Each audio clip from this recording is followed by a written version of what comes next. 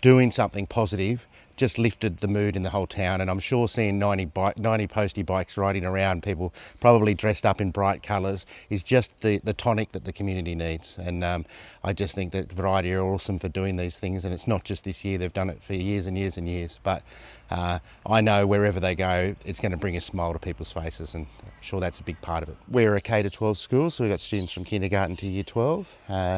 In 5 years' time, we celebrate our 150th year, so we've been in the area for a long time.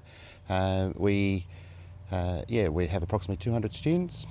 About 40% of those students are Aboriginal students, and the rest are a mixture of farming community, people that live in Barraville and work in Barraville or in Maxwell, Nambucca, Coffs Harbour, all over the place. Variety supported us with a grant to allow the students to have their own personal device for learning at home. So when the pandemic hit and schools all around New South Wales, all around Australia, had to stop having face-to-face learning, then we needed to provide opportunities for them to learn at home.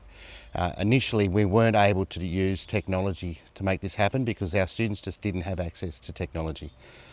We begged and borrowed and stole computers from all over the place and other schools, and the department provided us with some, but it was never going to be enough to go around. So that meant that my staff had to have pen and paper activities packaged up and sending home to the kids each week.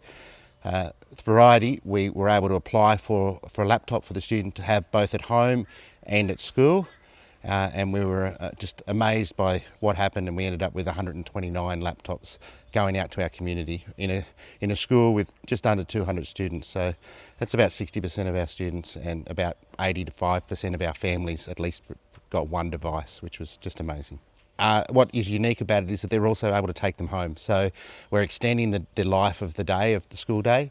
For a lot of our kids, when they left at 3 o'clock, that was the end of the school day. They're now able to go home, they're able to get onto Google Classroom and use other technology to complete their work, hand their work in online. And our teachers are reporting that they're getting way more work back in, and also the quality is significantly improved. So it just wouldn't have happened without this opportunity. Well, we were significantly affected at the end of 2019 by bushfires. We had a number of families lost their homes. We had about 30 families that were at least property damaged and significantly impacted by the bushfires. And really the whole community, whether you were directly impacted or not, were impacted by bushfires. And then not long after that, we had the COVID-19 pandemic hit, and that basically meant that the majority of our families had either one or zero income families for the most of the year. I know that that's not just a Barraville thing, that's happening all around the world, but we're already a significantly disadvantaged community, and to throw further disadvantage into this community just has had a disastrous effect. Our school have had about 30 to 40 enrolment drops, so we've had 30 or 40 kids that have had to leave the community just to go and try and find work elsewhere. Some of those left after the bushfires, but the rest left up with the pandemic, and they probably will never return.